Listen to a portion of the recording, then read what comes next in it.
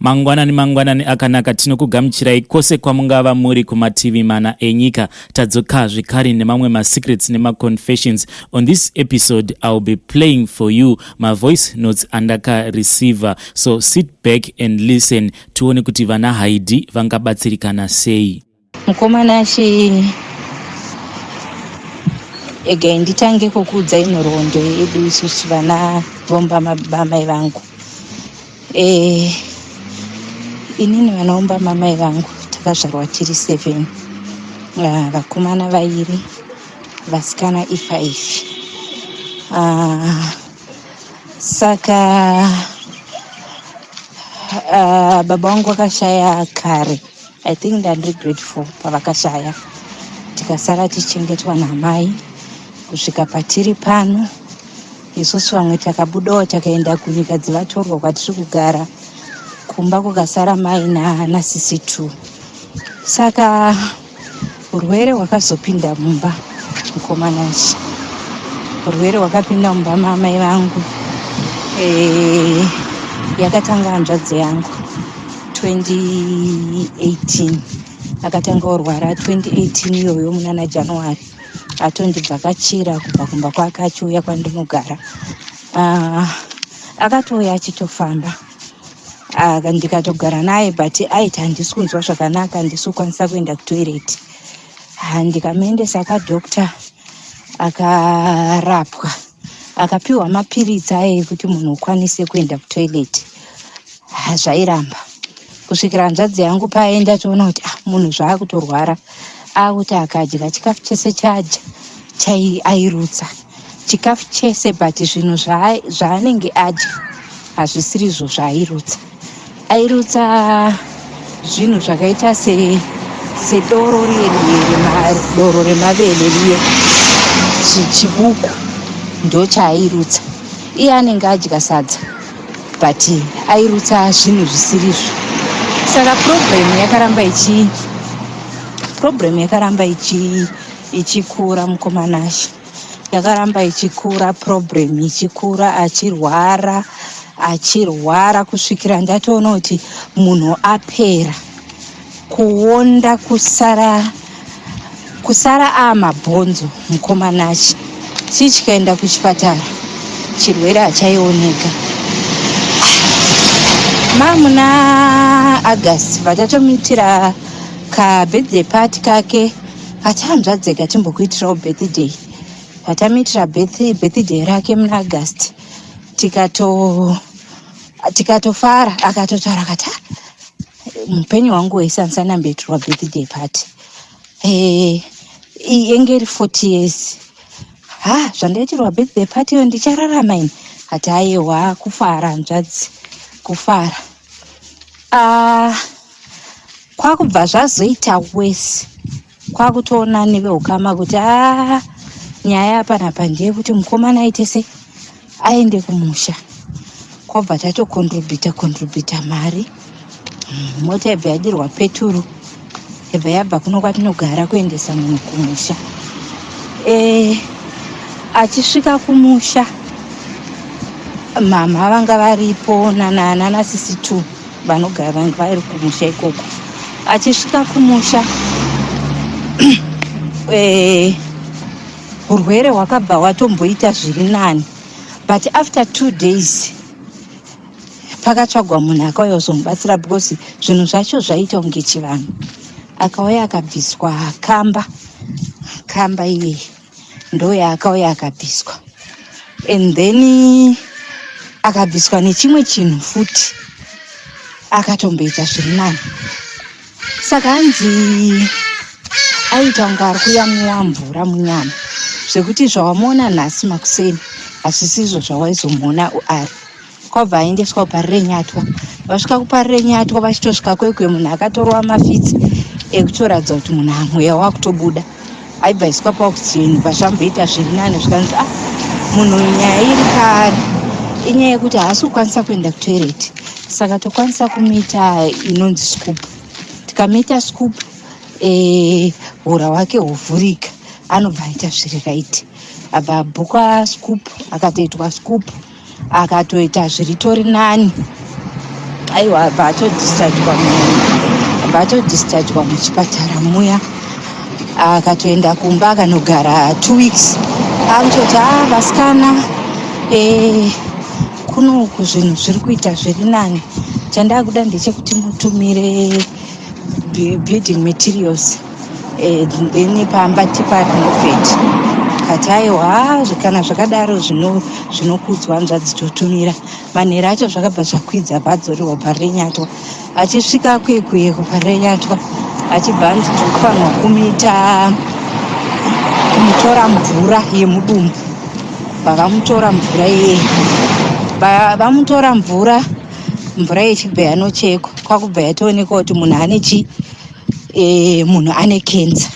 Zvikanzi ane kenza yacho haichiri pastage iri raiti kuti inokwanisa kurapwa, ane bundu mudumbu. Sisi wangu ndo akanotora maresults aye, vachitosvika kumba vaibva vaudza mama kuti ndo zviripo. Takati iye kuti timuudza azviite. Saka kuchipatara manje akanga anzi muuye naye. Sisi wangu wabva waenda naye kuchipatara. Vaisvika naye kuchipatara kwekwe achinotariswa stage yekensa iyi. Yakatoonekwa kensa iyi yatopa last stage, munhu hapasitorina upenyu. Dokta achibva atotiudza kuti stage pane kensa apa chiregerai kutamisa mari, rozenguva titokwanisa kumuita operation todimbura pati iyoyo ine bundu mudumbu. Ati kana zvadaro zvatozvekumirira rufu, but zvakadaro hatina kumira, takaramba tichingozama kusvikira azadhimitwa futi kechitu kuchipatara. Paakaadhimitwa paipai vakabva vamudimbura tsinga. Isusu taiti munhu ari kurapwa, vakabva vamudimbura tsinga dzake dzese dzakanga dzadimburwa mavhenzi, ende hapana chataiziva. Saka haana kuzomboita 2 days ari mupenyu, akabva ashaya hanzvadzi yangu. 2018 iyoyo akashaya muri muna 27 September ndopaakashayika. Tikaenda kumusha tikanomuchema zvakanaka, tikamuviga. Patiri panhamo yahanzvadzi yangu, avasisi vaiteerana nemukomana iye vakabva vatanga kurwara. Varwara kudaro,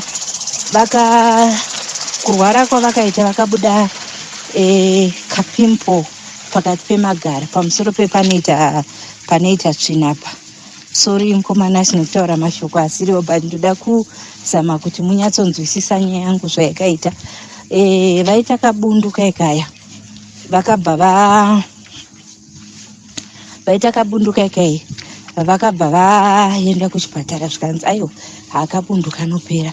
Kabundu kaye mukomana asvika akatanga kukura kusvikira raronda risingaite, kusvika tambovatora tikauya navo kuno vakabhukwa operation kumaungweni, but still zvakaramba kuita. Mama wakaenda navo kukaranda, vakazama kudii, vakazama. It was too late again. 2020 17 September sisi wangu wachishaika. Ndonguva iye yaineta COVID, hatina kukwanisa kuenda kumusha kunovaviga. Tikatumira zvaidiwa kumusha, nhamo ikaitwa ikapera, zvikapera. Number 2 ashaika. Mukomana ashi, sorry kutumira nyaya yangu usiku. Pazoita ko yapinda ndandiri kubasa, saka ndasitadza kukontinya nekurekodha hanzvadzi. Saka sisi vangu vakabva vashaika, but vakafa vakudonhedza makonye. Ona makonye aya anoitika muchibaga yai, ndo vakange vakubuda pamaronda, vakabva vazoshaika. It was 2020 ndo pavakashaika. And then vashaika kudaro, vakavigwa kumusha. Isusu hatina kukwanisa kuenda nenyaya yemaCovid, takangotumira zvinhu zvekuti vanhu vakwanisa kubatsirikana panhamo. Tanga tasarwa nemanyara dzavo. Saka tiri mubishi rekuti dai pawana way yekuti ngakwanise kuenda kumusha kunoita manyara dzavo. Mama wakabva vaenda kumusha kwavo. kwakange kwaitika nhamo yemuroora wavo. Havasi muZimbabwe mama wangu. Saka vaenda ikoko manje, hameno zvakanoitika. Vakwaya vakuti ndakarwa nezvinhu. Saka hanzi ndakarwa, ndakapindirwa mumba mandaipfeka, ndikanzwa ndarwa Mbama kuGotsi. Pavakacheuka vakaona kari kamunhu kapfupfupi, hanzi kangaine maziso aierera misodzi yeropa. Kamunhu ikako kachibva kavarova, kakavarova just Mbama yekuita kunge vagumhiwa kuGotsi. Saka vakabva vaita nhamo vakapedza, and then musi venge vakuonika vakarohwa futi kaMbama ikako. Saka ikanzi tidzokere pamashure mbijana, pane pandasirira. Vachisvika kwavakasvika ikoko kwenguva enda kunhamo, musiri munyika yedu yekuchiberekerwa. Handidi kutaura hangu kuvakange vaenda nhamo because mugurupu medu mune veukama vekwangu vanobva vaziva kuti ndonyaya yacho. Vakasvika hanzi ndakasvika ndikanzi newavaiti sekuru here, ndiri kumbira mugeze mvura iyi kumeso, asi zvamunenge maona oro zvamunenge marota muzondiudza. Saka mama wangu vakabva varova U10 kudzoka kubva kupi, kunyika kweko vakange vaenda vakudzoka kuZimbabwe. Saka kubva ipapo vanoti miri wangu wakabva watanga kupindwa nechando. Vakazokrosa vakauya vakasvika kuHarare. Vachisvika kuHarare kwakange kwaitika rufufuti rwatete, hanzvadzi yana baba, vavasvika vachidarikira. Saka vakatonditumira audio, ungori musi wa 27 July 2021. Vachibva vadarikira kuendekati vati zvine audio yamanditumirai. Audio yacho iri kuratidza kuti voice renyu harisi kuita zvakanaka. Ko madii kugara kumba zvikanzi ndiri kupindwa nechando, miri wangu handisi kunzwa zvakanaka. But handingaregere kunoona pakavigwa tete wangu atovigwa. Vachisvika kuyanzwa vakasvika vasingakwanise kufamba, vakufamba zvekumanikidzira. Kwakubva vararako, kwakutotsvagirwa transport inovadzosa kumba kuHarare. Vasvika kumba kuHarare kwakubva tatotumira mari nemukuru yekuti vaendeswe kwadhokta. Takafunga kuti kudai COVID ndopavakazotudza kuti aiwa ndine zvinhu zvakandirova kwandaendaenda uko. Saka handifunge kuti ndinodzokerako futi.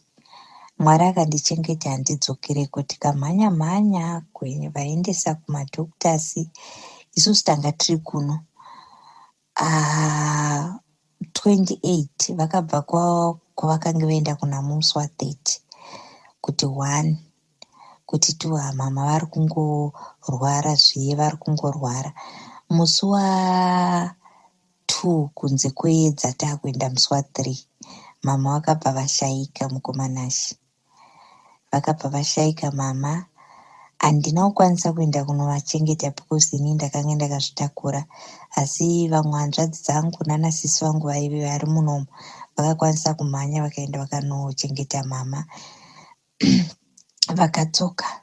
Rufu urwu rwakashamisa nenyaya yekuti mama hazvisirizvo zvatikange takatarisira, asi mama vakabva vatoshaika. Mama vashaika vakavigwa. Gore ratabva iri ndo patakaita manyaradzo amama muna August. Tikatoronga tese, tikatoenda kumusha hatisisina vabereki. Kuti tisanoungana zvanga zvisingaite. Kwakubva tatoronga kubva kuno kuSouth kuenda kumusha, tikanoita manyaradzo edu zvakanakisisa. Tiri kumanyaradzo kudaro, sisi vangu vahombe vakabva vatanga kunzwa nyawiri. Nyawiri. Vauya kunoku tavaendesa kumadhoktasi, vaakupindwa nechando. Hameno zvizinge zvakungoita mukomanashi, hameno zvizinge zvakungoita. Ndikatombogara navo kunosvika vati ega nimboenda kumusha. Tongoti ivo ndo vakatotungamira. tichizonosangana futi pamanyaradzo atakatoita basa tese. Takatova tadai mambomira kuenda kumusha uku, mambogara kuno nekuti kwamunogara kumamisha. Vakati aiwa izvinezvi ndakunzwa zviri nani, chirega ndidzokere kumusha kumba kwavo. Isusu tikakwira tikadzoka kuno kumabasa evakasara. Saka vengi vakungorwara ma-on and off mukomanashi. Kungorwara kwacho kwenge kusinganzwisisike. Vaigona kuti ruoko rwangu rwaminyuka, vasina kudonha, vasina kurohwa, vasina kuita sei, kana kuti gumbo rangu raminyuka. Totovasunga gumbo riri, tovasunga. Mangwana pamunomuka muchitaiwa zvaanani, vanomuka vachiti bendekete iri unotoriona nekutodzika kudai, kuratidza kuti raminyuka. Saka zvinhu zvacho zvakaramba zvichingochinja zvichingodaro. Vasvika kumushando pakabva vanonzi hanzi vane TB. Tikati TB yacho yabva kupi, nekuti kuno takavachekesa zvese, hatina zvatakadi, hatina zvatakaona. Saka vakabva vaenda kumba kwavo. Saka tatangokomuniketawo padhifoni, tichingovacheka kuti vari sei, pakanzi padiwa mari yekumadhokitasi tichingotumira, zvese tichingoita. Saka tiri kutotenda Mwari kuti gore rino Mwari vatirangarira. Hapana afushirwa nhasi, gore raakutopera. Musi wa27 mukomanashi ndiri kubasa. Ndachobva mukutaura nasisi vangu kuma6 vachitonditi aiwa taakudongorera kupinda mugore dzvamunen'ena. Tiri kupinda nenyasha dzaMwari. Mwana ari kundifonera, mwana wavanogara kunoko ari kutondifonera kuti mama vashaya. Mukomanashi, ndichitaura kudai ndinoita kunge ndiri kutaura nhoroondo, but zvinhu izvi zvinhu zviri kuitika mumba medu, kwete kumwe kuno. 2018 takaviga hanzvadzi, 2019 tichiita manyaradzo, 2020 takaviga sisi venumber 2, mukomana wenga ari wenumber 3 takafushira, tikaviga wenumber 2 sisi vangu wa76 tikafushira 2020. 2021 August tikaviga mai vangu. Iye zvinezvi 2022 December sisi vangu vavigwa. Vakavigwa musi wa30 ndopa vakatovigwa mukomanashi. Takatoenda kumusha tikatonovachema sisi vangu, hawaivatarisa mukomanashi. Venge vakafuta fesi yemunhu inofuta zvekuti unotadza kuziva kuti munhu here kana kuti chii. Apo vakangofa vachingobuda ropa mukanwa nemunhu.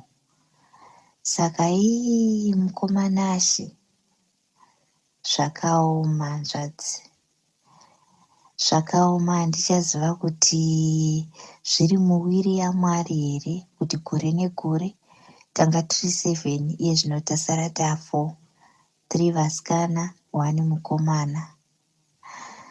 Mukomanashi, ndiri kukumbirawo rubatsiro. Ndinoziva mugurupu medu mune vanhu vakawanda vanokwanisa kubatsira. Vatibatsire nekuti izvezvi hatisi kuziva kuti chii chichaitika. Handitomboziva kuti pandiri pano tiri kubva kupi, tiri kuenda kupi. Handisi. Sisi vangu vakashaika, vane mwana chirema, atione 25 years, haaone, haataure. Anenge akangogara mukomanashi, kungogara. Ipapa vana vatobva kutondiudza kuti mama, taakudawo mari dzemaschool fees. Vana vasisi vangu vakashaika manje. Kuri kudiwa mari dzemaschool fees, kuri kudiwa chikafu.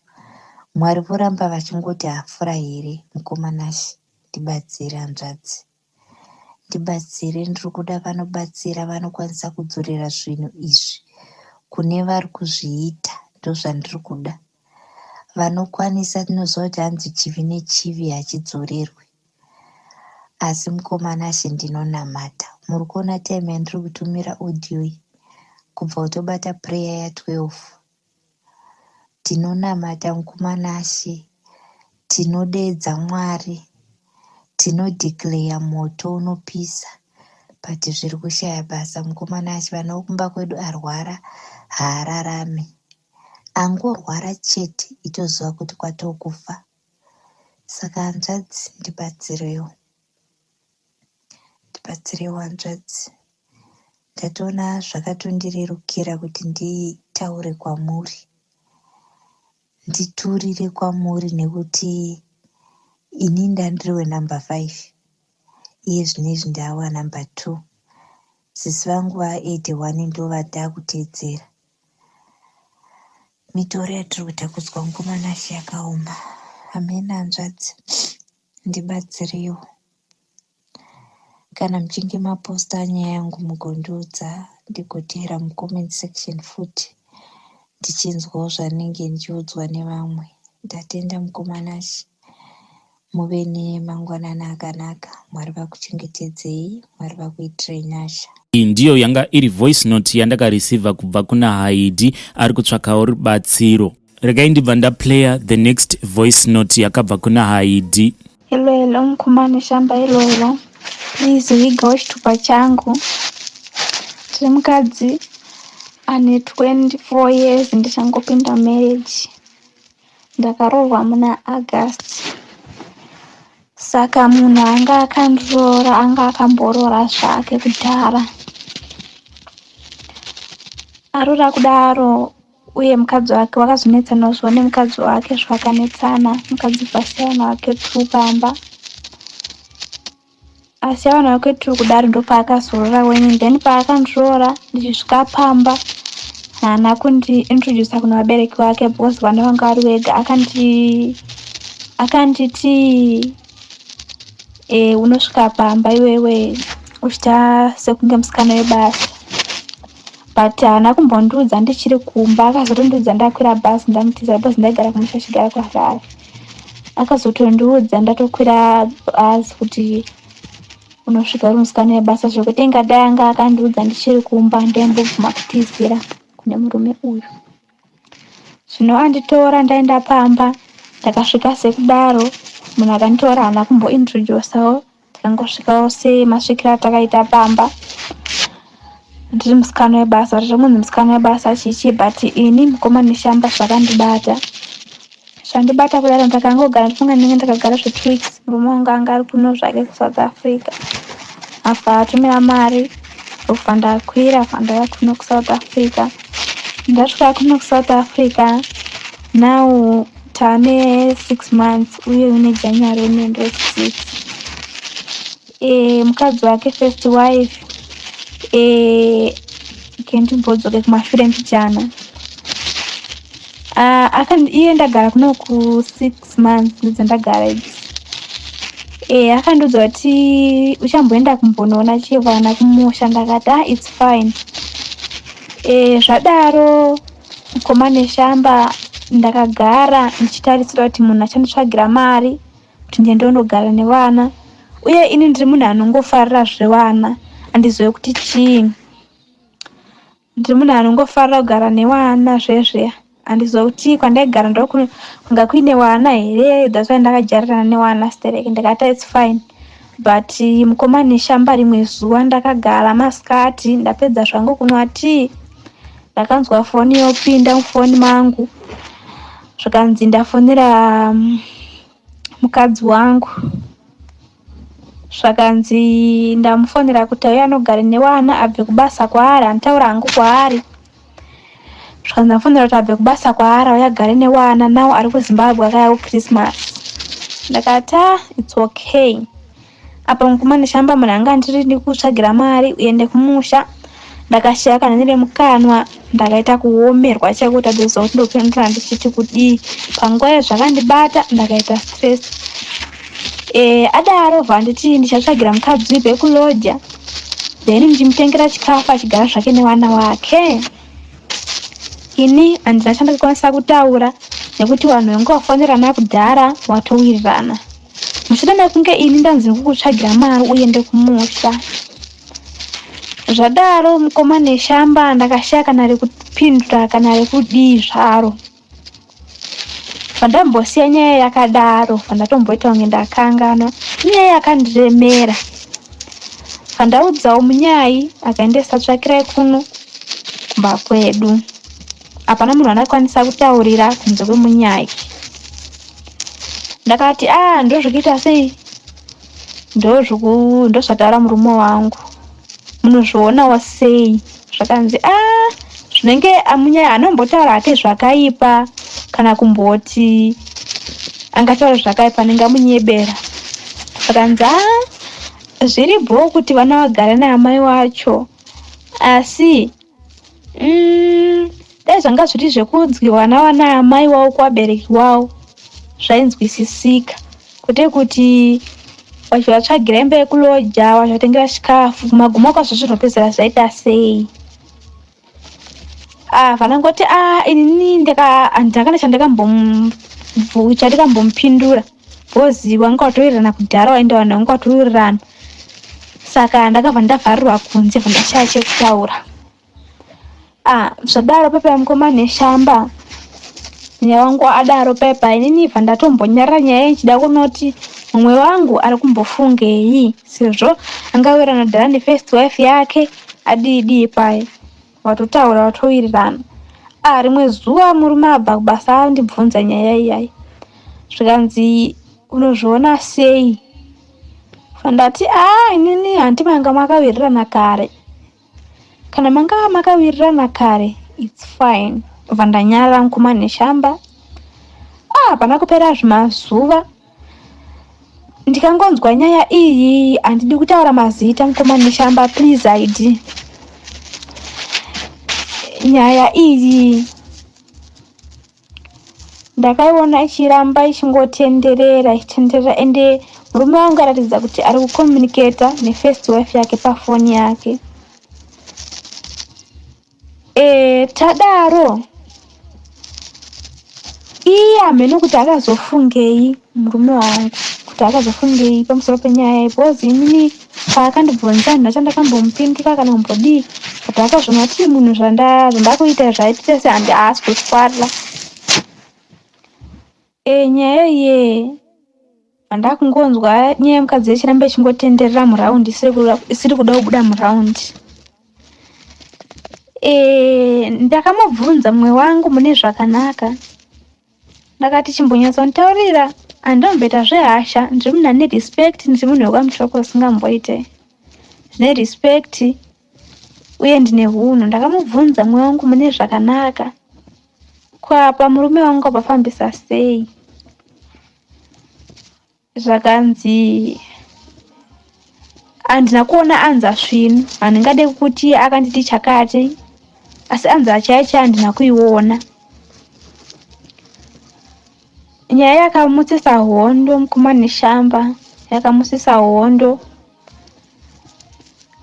Murume uyu ndikamudza kuti iwe ukandiudza kuti kunditsvagira mari ndiende kumba kunogara nevana, ko zvava kundiitira izvi ndezvipi? Akataura mashoko yakataura mukoma neshamba. Ndikati lesauona kuti tindiende kumba kwacho wana kundiintrodusa, ini ndinonyara nezvavakaita. Zvikanzi usingade uchida kumbori ukaenda by force. Ndakati ini kana usina kunditsvagira pekuloja newana handisi kuzoenda kuZimbabwe.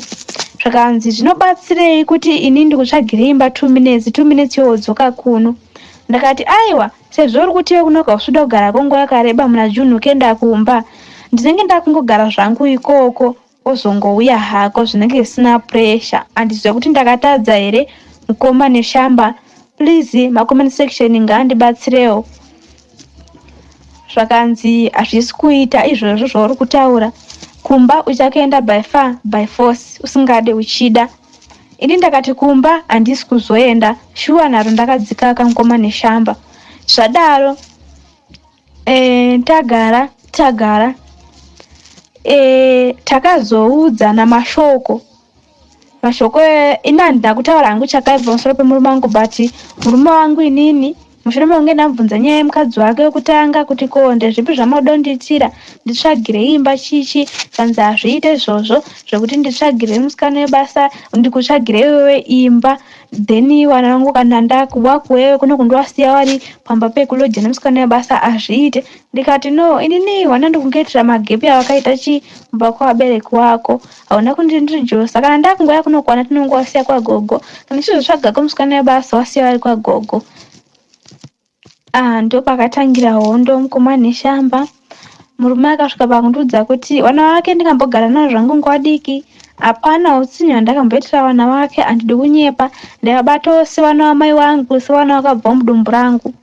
But murume wangu akakwanisa kusimudza murume wekuti unonyebera rudo newana wangu, hauna rudo newana wangu chichi. Indo chibvuma kufurirwa akutaura uye munyai weuya wandakaudza nyaya yangu. Indo chibvuma kufurirwa nevanhu kunziramba kenda kumusha. Inini mukomana shamba, even mama wangu chaive nehama dzangu handingambodzidza kuti handina kuintroducwa, but ndakangonyarara. Ndibatsire mukomana shamba ndodi ipapo. Murume wangu ari kundiudza kuti unonyebera rudo nevana vangu hausuda kuenda kumusha, asi ini kumusha kwabereki ndiri kunyara kuenda nekuti iye haana kundiintrodusa mune zvakanaka. Ndakasvika chitonge ndiri musikana webasa. Saka ini ndakamudza kuti kumusha handisi kuzoenda kana usina kundiintrodusa. Uye abereki wangu ini handina kuvaudza kuti ndo masvikiro andakaita kumba kwandakarohwa. Vari kutongoti ndakasvikawo nenzira kwadzo. Nyaya iyi yakazosvika kuvabereki wangu yekuti ndakamubvunza nenhau yefirst wife yake. Mama wangu ndokubva ndavafonera muzuva ranhasi. Mama wangu akafona wachiti izvo munyai aisa maaudio aaisa andaitumira ini. Then mama wangu wakamanzwa maaudio hapana chakashata chakataurwa, asi murume wangu ari kubudisa mashoko ekuti pakataurwa zvakashata. Please help me mucomment section. Ndatambura nenyaya iyi, ndinogona kungodonha nestress nekuti handisi kurara kana kudya, handisi kudya nekuda kwenyaya iyi. Kuti shuwa here murume wangu angandudze kuti haana rudo newana wangu. Vana vake ndakagara nawo, ndakavaratidzawo rudo seamai wavo, ndakavaratidzawo rudo sewana waamai wangu. Uye murume wangu kuti ini ndichirambe ndichigara naye akandiudza kuti hauna love kuwana wangu. Ndakamuudza kuti kana ndisisina love kuwana wako, ini ndakakuda ndine wana ini ndikakuda uine wana wako, handisi zvichireva kuti inini newe love hapasisina. Handingaiche love kumunhu wani, ini ndakakuda ndine wana wako. Ndipe zvako mari ndidzokere kumba kwaamai wangu. Plus uone ndakubvunza nyaya wani yemukadzi wako, hauna kundipa anza yakanaka. Hauna kundipa anza yakanaka. Wakubata vana, siyana nevana, vana hawana mhosva. Ndo paakazobudisa mashoko ekuti hauna love newana wangu. Saka ini ndingaendere kunogara nevana wandisina love nawo. Kufunga kwake murume uyu nemashoko akataura, uye ini nekunzwa kwandakaita mashoko akataura, zvangazonditorere kundita future yakanaka here. Pachokwadi ndagumirwa nepfungwa. Ndibatsire mucomment section kuti ndodii. Ndakatombofunga kuti murume uyu ndimurambe. Nanhasi murume wangu ndakatombomusvitsa shoko rekuti ndipe zvako mari yebhasi ndidzokere kumba, nekuti metira wakuita. Ndakubvunza nyaya wani, wakusanganisa nyaya dzakawanda, uye pakazobuda nyaya dzakawanda dzakataurwa kumusha dzandisiri kuziva mukomana neshamba kuti dzakabva nepi. Nyaya dzandisiri kumboziva handizive kuti dzakabva nekupi. Please ndibatsire, ndagumira kusvika pekupedzisira. Dzimwe nguva ndakagara misodzi inongochururuka ndichiti ko munhu wai achidaro. Ini ndakamubvunza nyaya wani, then akutora vana akusanganisa munyaya ndamubvunza. Nyaya iyi yakazosvika mukati menzeve dzaamai wangu. Mai vangu ndokufona vachindibvunza wakati murume wako afona, akati hanzi iwo uri kufurira kunziramba kuenda kumba namunyai wako. Munyai wangu handina kumbomudza kuti handina kuintroducwa, that's why ndiri kuramba kuenda. Uye munyai wangu handina kumbotaura naye nyaya iyoyo. Handisi kuziva kuti murume wangu akaiwanepi. Mama wangu afona, but ndaedza kuwanzvengawo saamai ndichiti pamwe mangwana tikazowirirana zvingazonyadzise amai kana ini. Saka ndangoanzvenga handina kumboaudza kuti handina kuintroducwa panyaya yamandibvunza mama. That's why ndiri kuramba kuenda kumusha. Uye wana wacho ndingagara newo sei iye akandudza kuti hauna love newana wangu, angazoone kunge wana wake ndiwoitira utsinye ndakugara naye. Please, ndinonzi chiedza kita ndiri kwa baba, chiedza chindiya ndiri kwana amai, bosi akakurira kwana amai. Please haidi ndibatsira mucomment section. Ndatambura kutaura kwandiri kuita misodzi iri kungoyerera nekufunga nyaya iyi. Mama wakasvika pakuzoti mwanangu, kana zvichinetsa kana uchitambura piwa zvako mari yebhazi, nekuti nyaya yawanditaurira iyi yandishungurudza zvisingaiti. Murume wangu nawo mama wangu wasati wataura mashoko iwayo, nyaya isati yambosvika munzeve dzavo. Ndakamubuti nyaya yokuda kusvitsa kuna mama usasvitsa kuna mama, nekuti ini ndaiswa kuti mai wangu waine hasha dziri padhuze. That's why ndamurambidza, but iye akaita nharo. Nawo mama wangu akazenda kune munyai wakati mwana wangu dzosai zvenyu. Ndakati mama, inini musati mataura muromo iwowo, murume uyu ndanga ndatomuti kudhara ndipe mari yebhasi zvangu ndiende, but haana kunditeerera. Ndibatsireiwo mucomment section please. Ndatambula, please help me. Kutaura kwandiri kuita chikafu handisi kudya, even ndikungoswera ndakarara kana kumuka kuti ndigeze chaiko ndiri kunzwa kutopera simba, ndiri pamahwani. Ndibatsireiwo, ndinogona kungodonha nestress nekuti zvimwe zvakataurika ipapo handizive kuti chii. Uye munhu ari kunzwa munyai hapana chakamboshata chaakataura, but zviri kubuda nepamwe mukoma neshamba. Please help me. Ndo imwe zvekare voice note yandakareceiva kubva kuna Haidi. Vadiwa vateereri, awa ndiwo masecrets nemaconfessions andanga ndiinawo pari zvino. Ndichadzoka zvekare nefull episode munguva inotevera. Until we meet again, tongoti happy secrets and confessions.